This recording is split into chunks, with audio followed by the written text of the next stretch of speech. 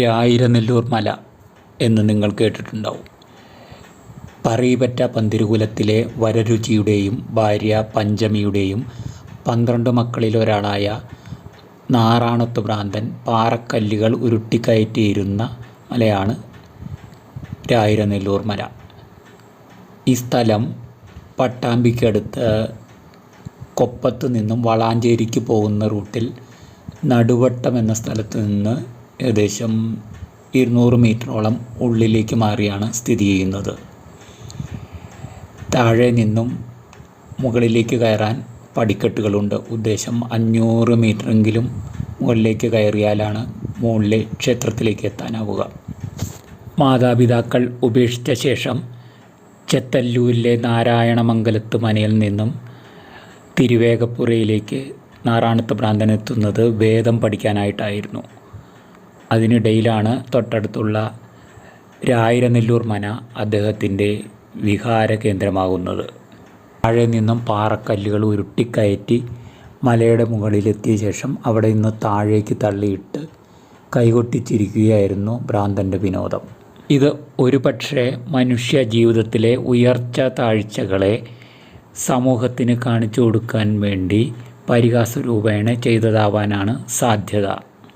വരരുചിയുടെ 12 മക്കൾ ആരാണെന്നും കൂടി പറയാം. മേഴത്തോൾ അഗ്നിഹോത്രി, പാക്കനാർ, രചകൻ, കാരക്കലമ്മ, അകവൂർ ചാത്തൻ, വടുതല നായർ, വള്ളോൻ, ഉപ്പുകൂറ്റൻ, പാണനാർ, പെരുന്തച്ചൻ, നാറാണത്ത് ഭ്രാന്തൻ, വായില്ല കുന്നിലപ്പൻ. ഇവരാണ് ആ 12 പേർ. ഇതിൽ മൂത്തയാൾ മേഴത്തോൾ അഗ്നിഹോത്രിയാണെന്നാണ് പറയപ്പെടുന്നത്. ഇതുമായി ബന്ധപ്പെട്ട കഥ എന്താണെന്ന് വെച്ചാൽ, ബ്രാഹ്മണനായ വരരുചിക്ക് വിധിവൈപരീത്യം കൊണ്ട് പറയിയായ പഞ്ചമി എന്ന യുവതിയെ വിവാഹം കഴിക്കേണ്ടി വന്നു. പിന്നീട് അത് മനസ്സിലാക്കിയ ശേഷം അദ്ദേഹം ഒരു യാത്രയ്ക്ക് ഒരുങ്ങുകയാണ്. ആ യാത്രയിലാണ് വിവിധ സ്ഥലങ്ങളിലായിട്ട് ഈ 12 മക്കളെയും പ്രസവിക്കുന്നത്. വാകേറിയ ദൈവം ഇരയും കൽപ്പിച്ചിട്ടുണ്ടാവും എന്ന് പറഞ്ഞ് 11 മക്കളെയും ഓരോ സ്ഥലങ്ങളിൽ ഉപേക്ഷിക്കുകയാണ് ചെയ്തത്. ഇവരെ വ്യത്യസ്ത സമുദായങ്ങളിൽപ്പെട്ടവർ എടുത്തു വളർത്തി.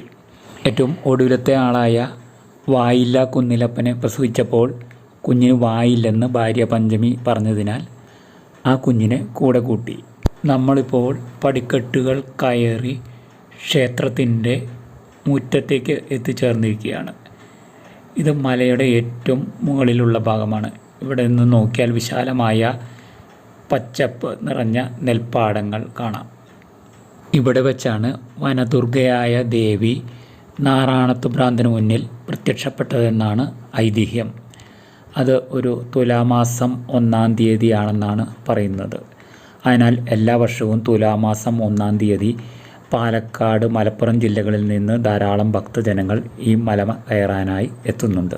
ക്ഷേത്രത്തിൽ നിന്നും കുറച്ചു മാറി നാറാണത്ത് ഭ്രാന്തൻ്റെ വലിയൊരു പ്രതിമ സ്ഥാപിച്ചിട്ടുണ്ട്.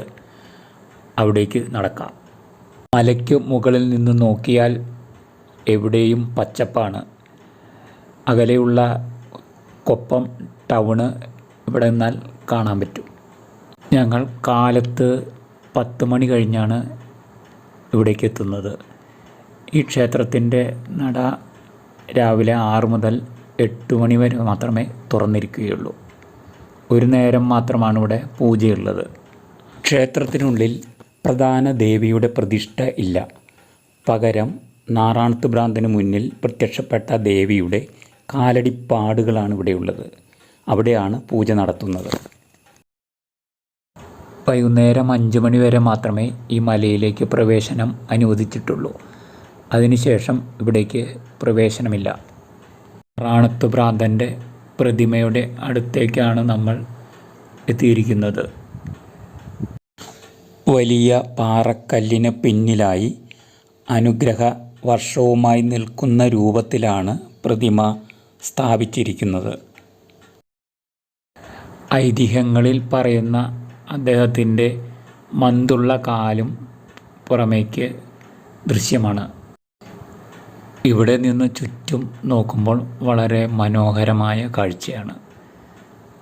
ഇവിടെ നിന്ന് ഉദ്ദേശം 4 കിലോമീറ്റർ അകലെയാണ് പാലക്കാട് മലപ്പുറം ജില്ലകളുടെ അതിർത്തിയായ തിരുവേഗപ്പുറ എന്ന സ്ഥലം സ്ഥിതി ചെയ്യുന്നത്.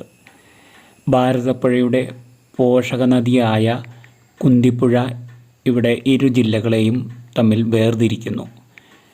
കുന്തിപ്പുഴ കുറ്റിപ്പുറത്തിനടുത്തുള്ള കൂടല്ലൂരിൽ വെച്ചാണ് ഭാരതപ്പുഴയുമായി ചേരുന്നത്. ഭ്രാന്തരാൽ അകപ്പെട്ട മർത്യൻ ഭ്രാന്തരാൽ അറിഞ്ഞു മുഴുഭ്രാന്തനെന്ന് 1000 അർത്ഥമതേകും പ്രയത്നം മുഴുഭ്രാന്തൻ്റെ ചെയ്തികളായി ചമച്ചു മുമ്പിലിപ്പാറയായി കാത്തു നിൽക്കുമൊരു മർത്യലോകത്തിൻ്റെ ജന്മത്തിനായി. പ്രതിമയ്ക്ക് താഴെ എഴുതി വെച്ച വരികളാണിത്.